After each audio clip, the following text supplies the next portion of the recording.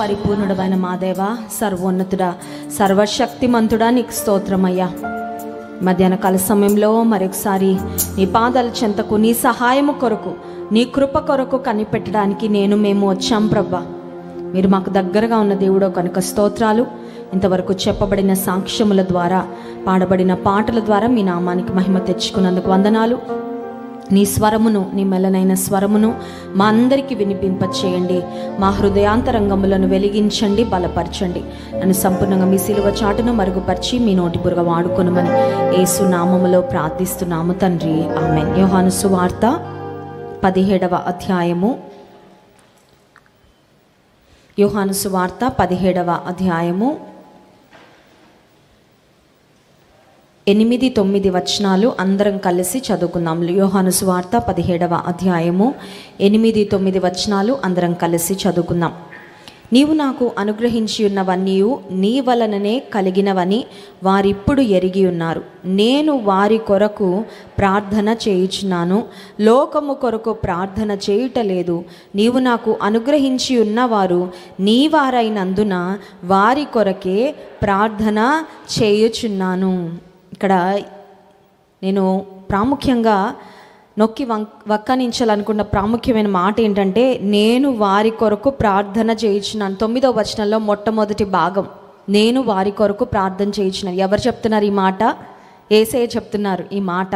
యేసుక్రీస్తు ప్రభువారు చేసిన సుదీర్ఘమైన ప్రార్థన యోహాను సువార్త 17వ అధ్యాయంలో మనం చూడగలం. మీరు ఇంటికి వెళ్ళిన తర్వాత ఒక్కొక్క మాట, ఒక్కొక్క వచనం చదువుతూ ఉంటే చాలా లోతైన ఆత్మీయ సత్యాలు ఈ అధ్యాయంలో మనం చూడగలం.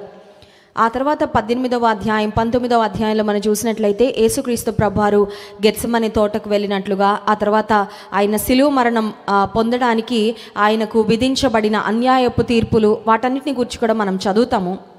But this is a beautiful prayer that Jesus prayed. యేసు ప్రభువారు చేసిన అద్భుతమైన ప్రార్థన యోహాను సువార్త 17వ అధ్యాయంలో మనం చూడగలం. సో యేసయ్య చేస్తున్న ప్రార్థనలో ఒక మాట అంటా ఉన్నారు, ఒక ప్రాముఖ్యమైన మాట. ఈ మాట మనందరికీ సంబంధించిన మాట.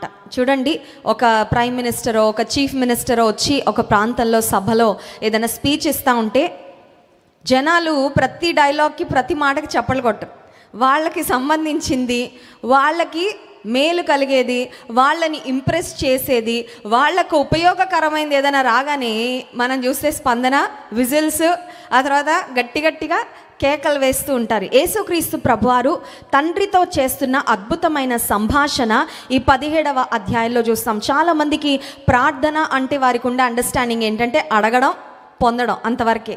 కానీ ప్రార్థన అనేది it is more than that, దానికన్నా ఎక్కువ అండి. ప్రార్థన అంటే ఏంటంటే దేవునితో మనము చేసే సంభాషణ. It is a conversation, a beautiful conversation between us and our sweet saviour. మనల్ని ప్రేమించే, ప్రేమ కలిగిన దేవునితో మనము చేసే సంభాషణ ప్రార్థన. యేసుక్రీస్తు ప్రభువారు చేసిన ఈ ప్రార్థనలో కూడా తండ్రితో ఆయన చేసిన అద్భుతమైన సంభాషణ మనకు కనబడతా ఉంది.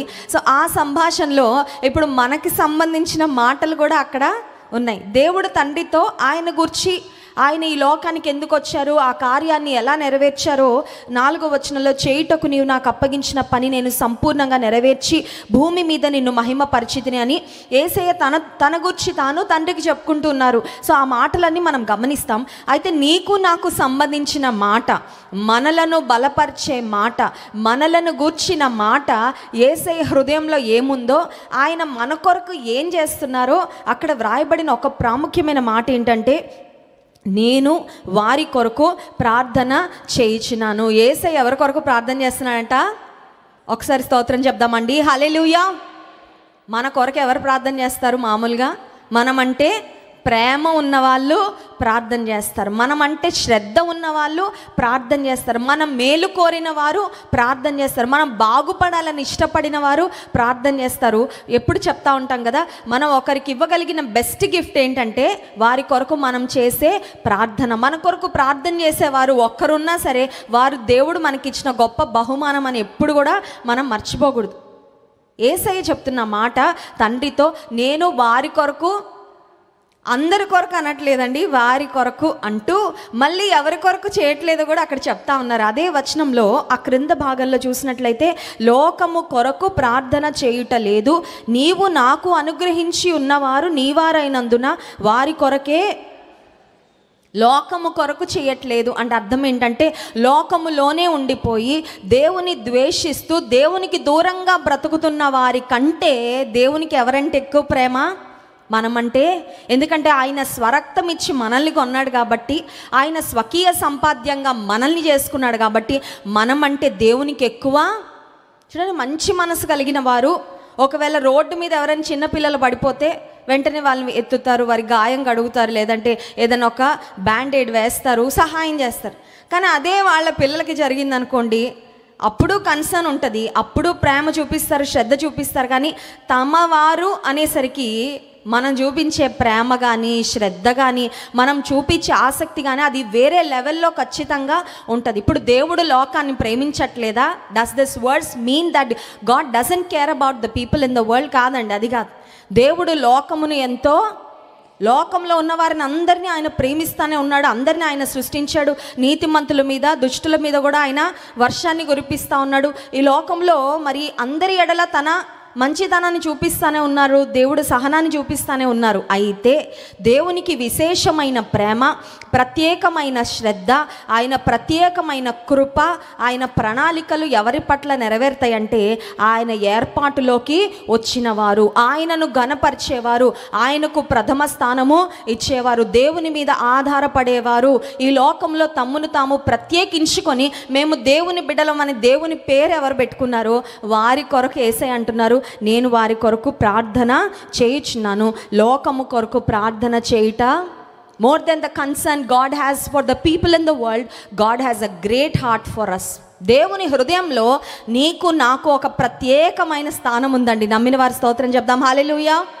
కొన్నిసార్లు ఎవరైనా మనల్ని స్పెషల్గా చూడకపోతే మనకి బాధ కలుగుతుంది కదా. నేను వాళ్ళని అంత ప్రేమిస్తానే వారు నాకు అంత ప్రాధాన్యత ఇవ్వట్లేదేంటి, నేనంటే ప్రత్యేకంగా చూసే వాళ్ళు ఎవరు లేరేంటి అని కొన్నిసార్లు మనకు బాధ కలుగుతుందేమో. కానీ దేవుని దృష్టిలో, దేవుని హృదయంలో, దేవుని మనసులో రక్షణ పొందిన ప్రతి విశ్వాసికి ఒక ప్రత్యేకమైన స్థానము ఉంది. హెబ్రీ పత్రిక 7వ అధ్యాయము 24వ వచనం నుండి మనం చూసినట్లయితే, యేసుక్రీస్తు ప్రభువారు చేస్తున్న విజ్ఞాపన లేదంటే ప్రార్థనను గురించి మనం చూడగలం. ఆయనలో ఉన్న ఒక అద్భుతమైన లక్షణం 24వ వచనం, ఈయన నిరంతరం ఉన్నవాడు గనుక మార్పు లేని యాజకత్వము కలిగిన వాడాయన. 25వ వచనం, ఈయన తన ద్వారా దేవుని యొద్దకు వచ్చి వారి పక్షమున విజ్ఞాపనము చేయుటకు నిరంతరము జీవించుచున్నాడు గనుక వారిని సంపూర్ణముగా రక్షించుటకు శక్తిమంతుడై ఉన్నాడు.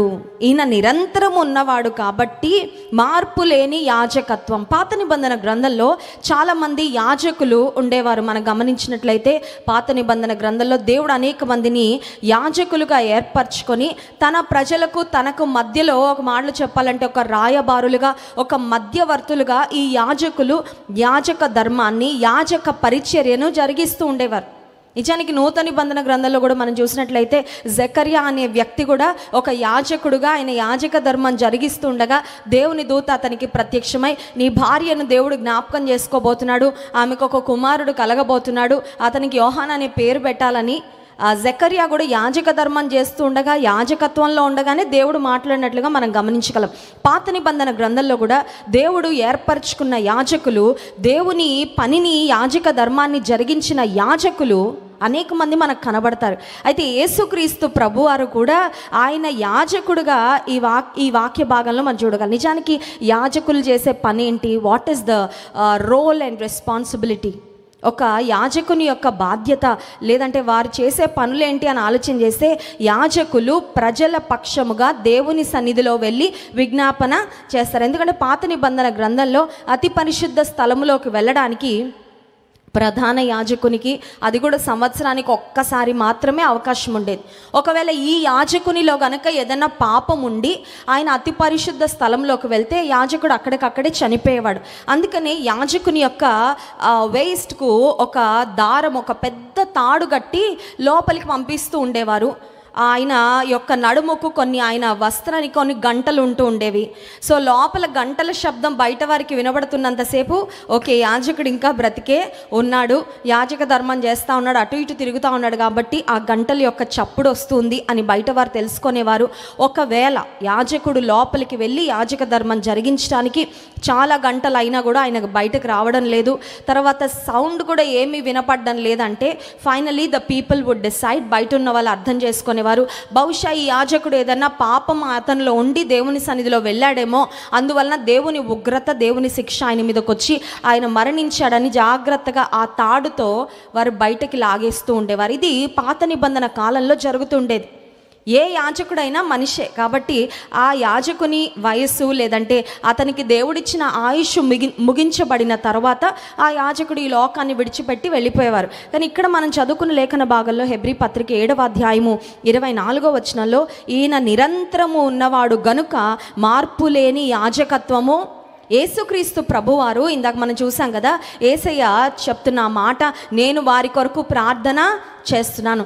God is interceding for his people on hour behalf. మన పక్షముగా మన కొరకు యేసయ్య విజ్ఞాపన చేస్తూ ఉన్నారు. ఇప్పుడు యేసయ్య చెప్తున్న మాట ఏంటంటే ఆయన యొక్క యాజకత్వము నిరంతరము ఉండేది. ఆయన టర్మ్ ఆయన ఆయుష్తోనో లేదంటే ఆయన కాలంతోనో ముగించేది కాదు. భారతదేశంలో చూడండి, ఏదైనా పొలిటికల్ పార్టీ పవర్లోకి వస్తే వాళ్ళ టర్మ్ అయిపోయిన తర్వాత, వాళ్ళ సంవత్సరాలు కాలం ముగించిన తర్వాత మళ్ళీ ఎలక్షన్స్ పెట్టాలి, మళ్ళీ ప్రజలు ఎవరిని ఎన్నుకుంటే వారే పవర్లోకి వస్తారు తప్ప నేను ఒక్కసారి గద్దె ఎక్కాను కాబట్టి నేను ఎప్పటికీ అక్కడే ఉంటాను అనడానికి అవకాశం ఎవరికి కూడా లేదు.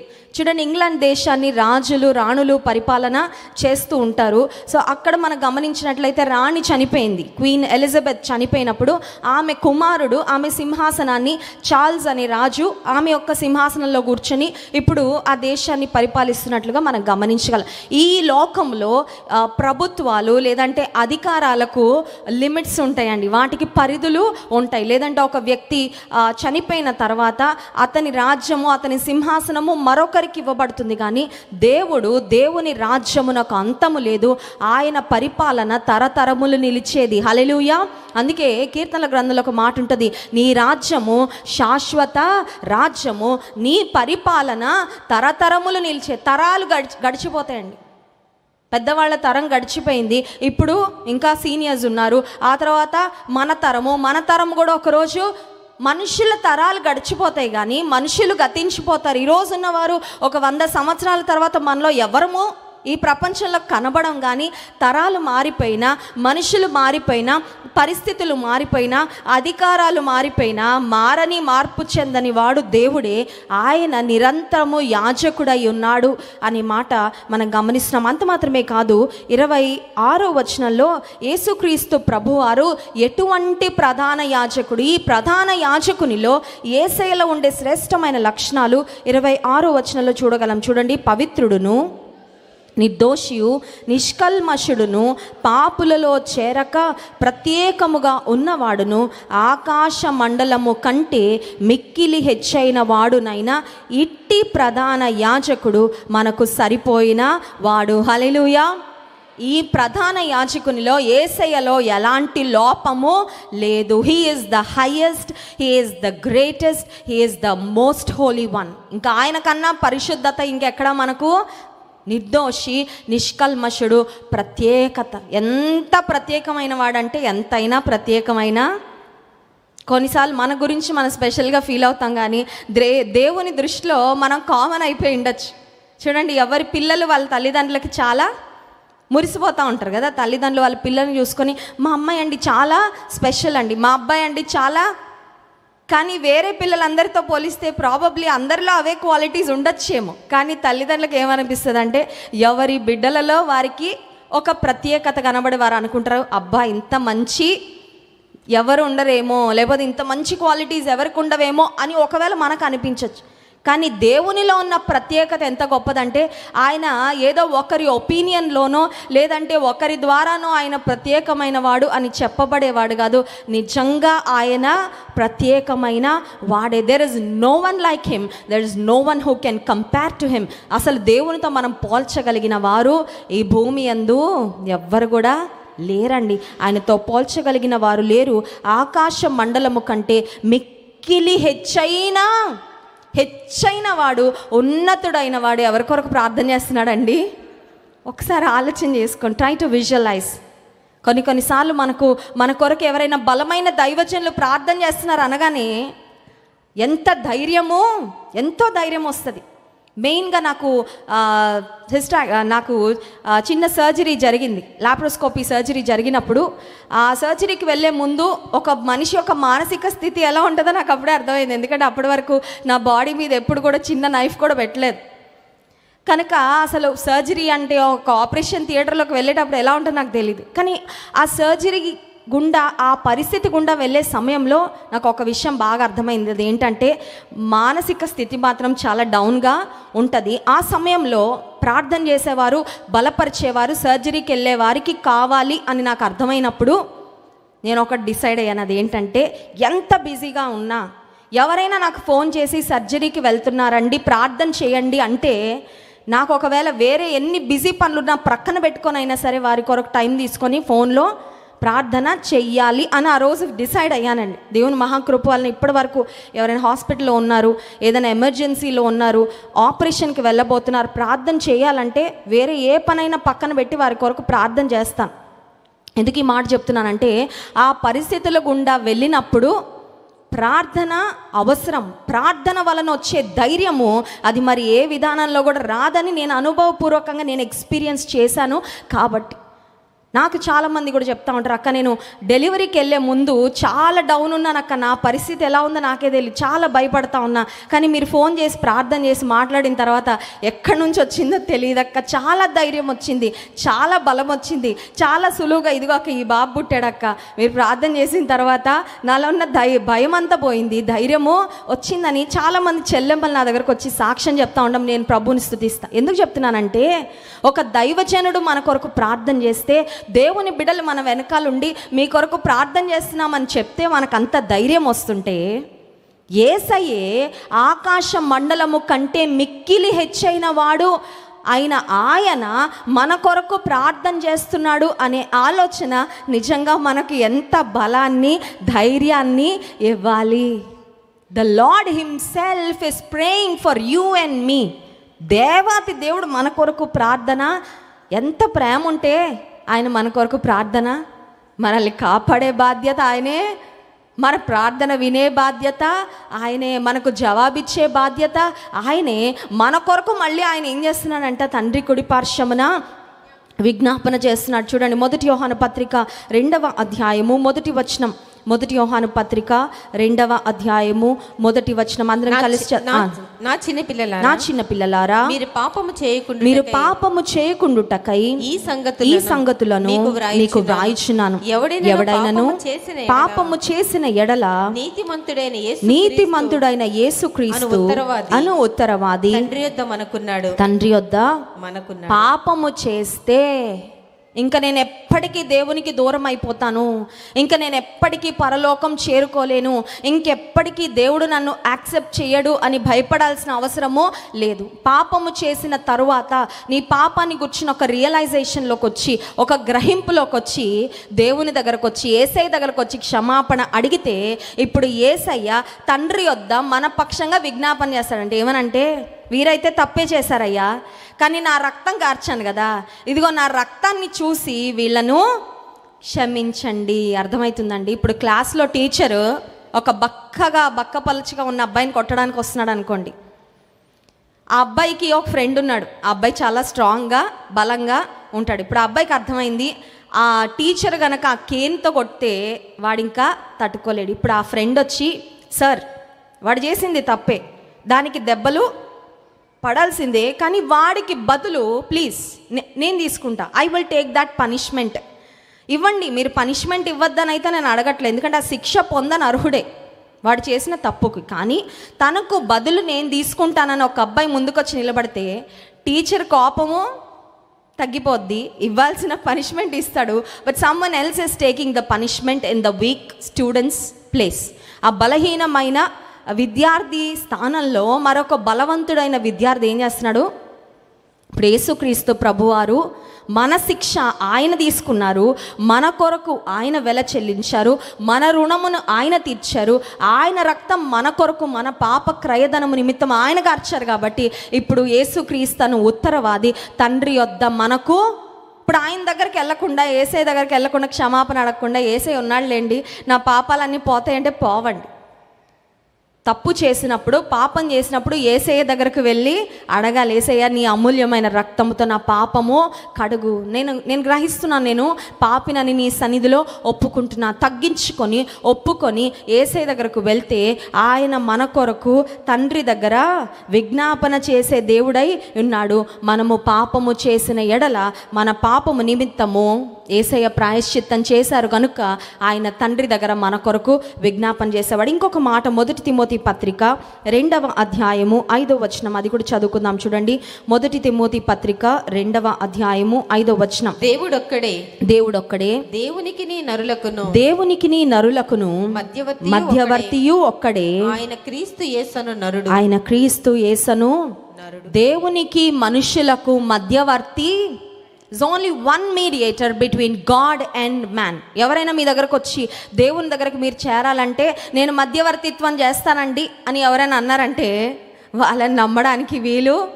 ఈ రోజుల్లో ఎంతోమంది బయలుదేరి నేనే దేవుడినండి, దేవుడితో మీకు సమాధానం కలిగేలాగా చేస్తానండి, మీ పాపాలకు నేను దేవుని దగ్గర చెప్తానండి, అది చేస్తానండి, ఇది చేస్తానండి అండి అని భ్రమపరిచే మాటలు, మభ్యపరిచే మాటలు, మోసపూరితమైన మాటలు ఎవరైనా పలికితే వాటిని నమ్మకూడదు. ఈ రోజుల్లో మనుషుల యొక్క నమ్మకాన్ని వాడుకొని ఎంతమంది మనుషులను తప్పు త్రోవలో నడిపిస్తూ ఉన్నారు అండి.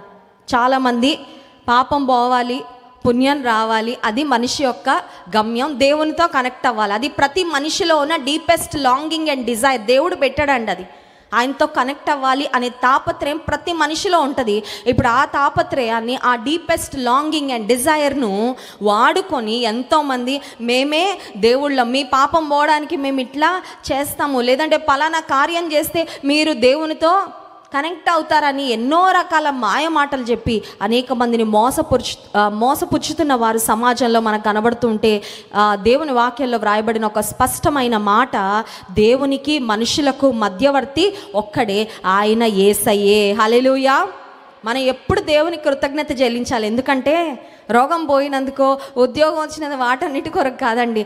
దేవా, నేను నిజమైన దేవుడివైన నిన్ను తెలుసుకునే కృప నాకు, ఒకవేళ తెలుసుకోకపోయింటే గుడ్డి నమ్మకంలో గుడ్డి భక్తి చేస్తూ నేను పరలోకానికి వెళ్తానులే, నేను కరెక్టే చేస్తున్నాను అనుకుంటూనే తప్పు ద్రోవలో బ్రతుకుతున్న వారు ఎంతోమంది ఉన్నారు. కానీ నన్ను వారిలో ఒకరిగా ఉంచనందుకు నీకు కృతజ్ఞతాస్తుతులు.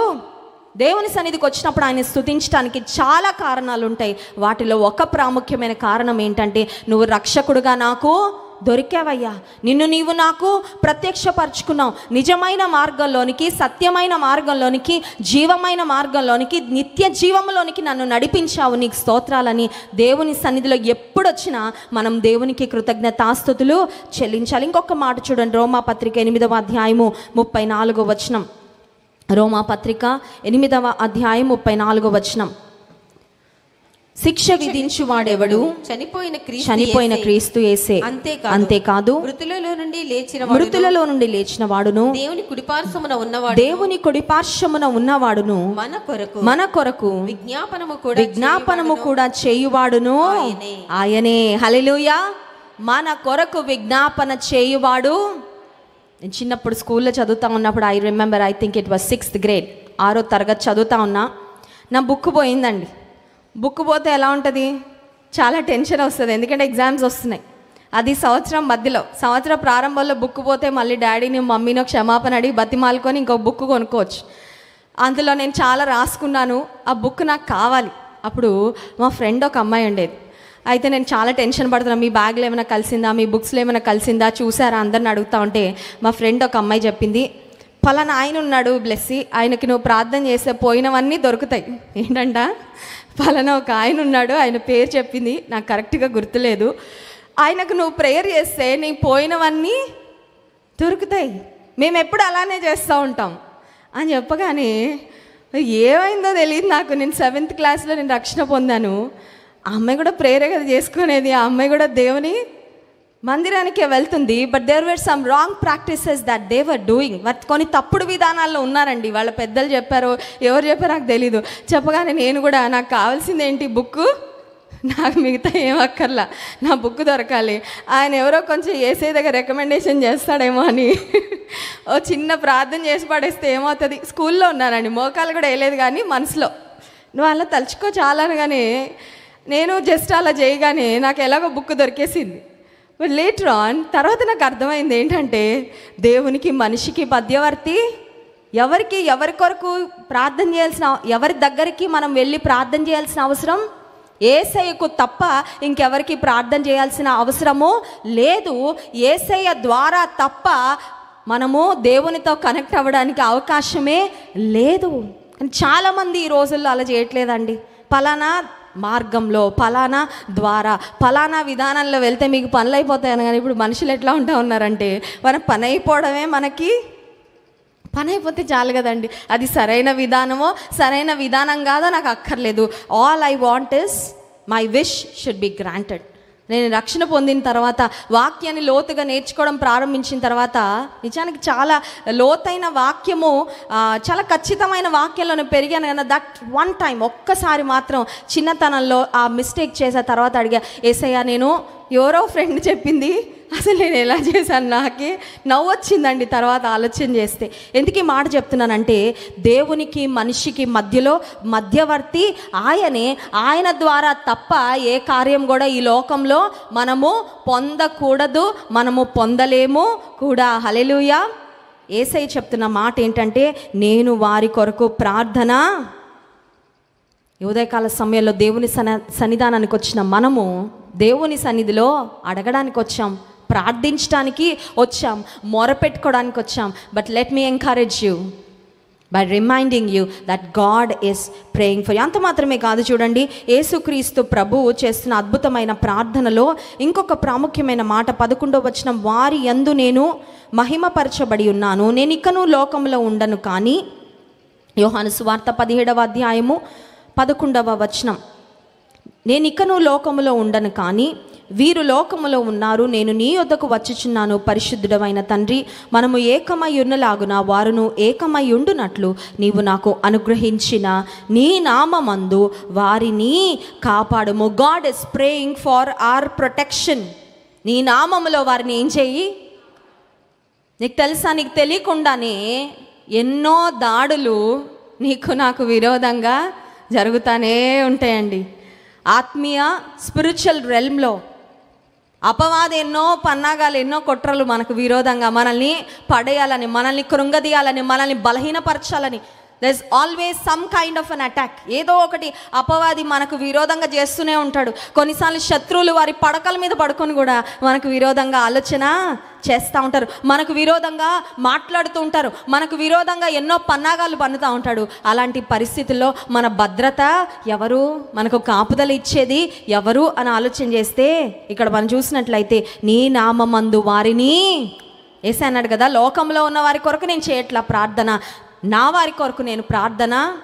మన వారు అంటే మనకి ఎలా ప్రత్యేకమైన ప్రేమ శ్రద్ధ ఉంటుందో, దేవుని పేరు పెట్టుకున్న ఆయన బిడ్డలంటే దేవునికి కూడా ఒక ప్రత్యేకమైన శ్రద్ధ ఉంటుందండి. Hallelujah. God has a special concern for us, for our protection, మన కాపుదల నిమిత్తము. అంత మాత్రమే కాదు, ఇదే వచనంలో వారును ఏకమై ఉండునట్లు దేవుడు తన బిడ్డలలో కోరుకుంటుంది ఏంటంటే ఏకత్వము, ఏక మనస్సు. Unity is strength. విన్నారా మాట ఎక్కడైనా? ఐకమత్యమే ఐకమత్యమే యూనిటీయే బలం అండి. అది సంఘములో అయినా, కుటుంబంలో అయినా, ఎక్కడైనా సరే. కానీ ఈ రోజుల్లో కరువు అయిపోయింది ఏంటంటే, అదే కరువు అయిపోతా కుటుంబంలో ఇద్దరే ఉంటారు, వాళ్ళిద్దరికి ఉండదు నెమ్మది. అన్నకి చెల్లంటే పడదు, లేకపోతే అక్కకి తమ్ముడు అంటే వాళ్ళే కొట్టుకుంటా. ఇప్పుడు అవన్నీ ఎవరు క్రియేట్ చేస్తూ ఉన్నారు? ఆ డివిజన్స్, ఆ విభజించే మనస్సు, ఒకరికి విరోధంగా ఒకరి మనసులో ఆ విషపు బీజాలు వేసే మనస్సు. అది ఎవరి మనసు అంటే, అపవాదికి చోటిచ్చిన వారు సమాధానంగా ఐకమత్యముతో ఉండరు. కానీ యేసయ్య చేస్తున్న అద్భుతమైన ప్రార్థన ఏంటంటే, వారు ఏకమై, ఏ కుటుంబంలో ఐక్యత ఉంటుందో భార్యాభర్తలకు, ఆ కుటుంబంలో బిడ్డలు దీవించబడతారండి. హల్లెలూయా. నీ కుటుంబంలో దీవెన రావాలంటే నువ్వు ఏక మనస్సును, కొంతమంది ప్రతి దానికి భర్త రైట్ అంటే లెఫ్ట్, భర్త ఫ్రంట్ అంటే బ్యాక్. చెప్పారు కదా జాన్ వెస్లీ గారు, ఓ భర్త భార్యను గమనించి గమనించి గమనించి ఆయన లైఫ్ రివర్స్ గేర్ చేసేసుకున్నాడంట. నువ్వు నాకు టిఫిన్ పెట్టకు అనగానే ఆవిడ టిఫిన్ పట్టుకొచ్చేస్తుందంట.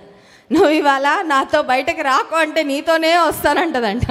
అంటే ఆవిడ ఏమైపోయిందనమాట, మొత్తం రివర్స్ గేరు. మరి ఆవిడ మేనేజ్ చేయాలంటే పాపం ఆయన ఏదో ఒకలాగా జ్ఞానం కలిగి, స్త్రీలు జ్ఞానం కలిగి పురుషులతో కాపురం చేయాలని ఉంది, కానీ పురుషులు కూడా జ్ఞానం కలిగి స్త్రీలతో కాపురం చేయాల్సిన పరిస్థితులు కొన్ని కుటుంబాల్లో మనకు కనబడతా ఉన్నాయండి. ఏక మనసు, అపవాది ఏక మనసు రానివ్వడు. కొన్ని కుటుంబాల్లో పిల్లలు తల్లిదండ్రులు ఏం చేసినా అపార్థమే చేసుకుంటూ ఉంటారు. నీ తల్లి కన్నా నీ తండ్రి కన్నా నీ మేలు నీ క్షేమం కోరేవారు అసలు ఇంకెవరైనా ఉంటారా? నీ తల్లిని తండ్రిని కూడా నమ్మలేకపోతే ఇంకెవరిని నమ్ముతావు? అపవాది కొన్ని కుటుంబాల్లో ఏక మనస్సును పాడు చేయడానికి the devil is causing divisions. అపవాది ఎక్కడికక్కడ విభజించేసి సెపరేట్ చేస్తే వాడికి ఈజీ అండి జయించడం.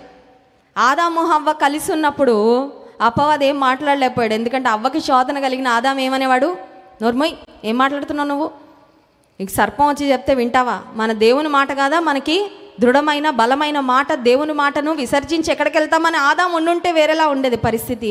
ఈవిడ సెపరేట్గా ఒక్కదాన్ని వెళ్ళలే అమ్మ షికార్కి అని అపవాది ఏం చేశాడంటే ముందు అవ్వని సెపరేట్ చేసి ఆ తర్వాత అవ్వని చాలా ఈజీగా ఇన్ఫ్లుయెన్స్ చేసినట్లుగా మనం లేఖన భాగంలో వేరు చేసే ఆలోచనలు, విడగొట్టే ఆలోచనలు, తేడాలు భేదాలు కలుగచేసే ఆలోచనలు అవి అపవాది యొక్క కార్యాలే. అయితే దేవుడు చెప్తున్న మాట, యేసయ్య చేసిన ప్రార్థనలో ఒక అద్భుతమైన మాట ఏంటంటే, వారు ఏకమై యుండునట్లు నీ నామమందు వారిని కాపాడము. God wants unity in your family. Do you know that? నా కుటుంబం కలిసి ఉండాలని నేనే ఎంత తాపత్రయపడుతున్నానండి, కానీ ఏమవ్వట్లా. లెట్ మీ టెల్ యూ, నీ కుటుంబం యొక్క ఐక్యత నీకెలా ఒక గోల్గా ఉందో దేవుడు కూడా అదే ఆశిస్తున్నాడు. నీ కుటుంబంలో ఐక్యత, బలంగా ప్రార్థన చేయి, బలంగా నువ్వు చేయగలిగిన ప్రయత్నం నువ్వు చేయి, నీ కుటుంబాన్ని ఖచ్చితంగా దేవుడు కలుపుతాడు. హల్లెలూయా. ఒక సహోదరి కొంతకాలం క్రితం నాకు ఫోన్ చేసి చెప్పారు, ఆన్లైన్ విమెన్స్ మీటింగ్ చూడక ముందక్క ప్రతి దానికి నా భర్తతో గొడవ పెట్టుకునేదాన్ని, కానీ ఆన్లైన్ విమెన్స్ మీటింగ్లో మీరు తగ్గించుకోండి అప్పుడు దీవెన ఉంటుందని చెప్పారు. అప్పటి నుంచి తగ్గించుకోవడం మొదలుపెట్టాక మా ఇంట్లో అసలు ఏ గొడవలు, నేను నోరెత్తడం ప్రతిదానికి ఎదిరించడం ఆపేశాను. దేవునికి అప్పగించుకోవడం మొదలుపెట్టాను, తగ్గించుకోవడం మొదలుపెట్టాను. సమస్యలన్నీ చాలా పీస్ఫుల్గా ఉంది పరిస్థితులు, ఇంట్లో చాలా నెమ్మది దేవుడు మాకు అనుగ్రహించాడు. అపవాది అంట, నువ్వు ఎందుకు తగ్గుతావు, నువ్వెందుకు మాట్లాడు, నువ్వు ఇంకా గట్టిగా నువ్వు ఇంకా గట్టిగా ఫైట్ చేయి, నువ్వు ఇంకా గట్టిగా వాయిస్ అవుట్. కొన్నిసార్లు అవసరం లేకపోయినా సరే అపవాది యొక్క ప్రలోభాలకు, అపవాది యొక్క ప్రేరేపణకు లోబడి చాలామంది ఏకత్వాన్ని, ఐక్యతను, కొంతమంది ఉంటారండి బంధువులు భర్తను భార్యను విడగొట్టేసి వీళ్ళ నుండి పొందాల్సిన మేలు వీళ్ళ నుండి వాళ్ళ నుండి పొందాల్సిన మేలు, అవును కదండి. 2 పిల్లులు కొట్టుకోనంటే ఎవరికి ఇచ్చినాయంట, కోతికి ఇచ్చినాయంట. అలా ఉంటుంది కొన్నిసార్లు పరిస్థితులు. నువ్వు ఏకమత్యాన్ని, ఐక్యతను పోగొట్టుకోవడం ద్వారా నీ కుటుంబం నష్టపోతుంది, నీకు అర్థం అవట్లా.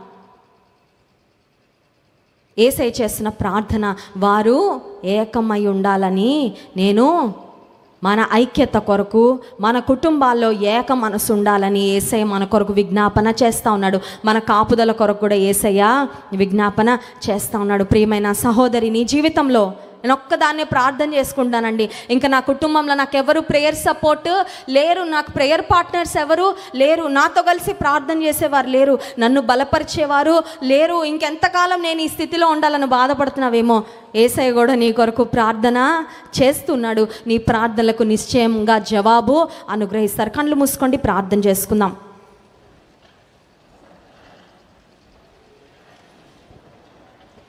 మన విన్నపములు వినే దేవుడు, మన కన్నీటిని తుడిచేవాడు, సహాయకర్త అయిన దేవుడు, నీవు నేను సేవిస్తున్న దేవుడు. అయ్యా, నా కొరకు నువ్వు ప్రార్థన చేస్తున్నావయ్యా, నా కొరకు నీవు తండ్రి కుడి పార్శ్వమున విజ్ఞాపన చేస్తున్నావు. యేసయ్యా, నీకు వందనాలని దేవుని స్తుతిద్దామా?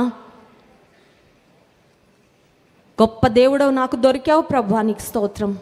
నా రక్షకుడు, నా దేవుడవయ్యావయ్యా, నీకు వందనాలు. నీ స్వకీయ సంపాద్యముగా నన్ను చేసుకున్నావు ప్రభా, నీకు స్తోత్రాలని దేవుని స్తుతిద్దామా? మన కొరకు విజ్ఞాపన చేస్తున్న దేవుడు ఆయన. ఎట్టి ప్రధాన యాజకుడు, మనకు సరిపోయినవాడు. వాక్యం సెలవిస్తుంది, మనకు సరిపోయినవాడు ఆయన. చాలిన దేవుడు ఆయన. ఇంకెవరి దగ్గరకు పరిగెట్టక్కర్లేదండి, ఇంకెవరి దగ్గరకు వెళ్ళక్కర్లేదు, ఇంకెవరిని ఆశ్రయించాల్సిన అవసరం లేదు.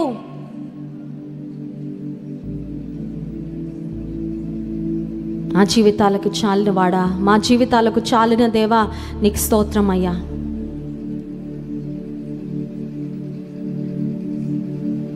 చాలునయా చాలునయా నీ కృప నాకు చాలునయా, చాలునయా చాలునయా నీ కృప నాకు చాలునయా.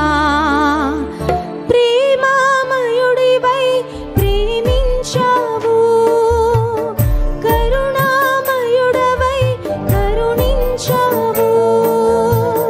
ప్రేమామయుడవై ప్రేమించావు, కరుణామయుడవై కరుణించావు.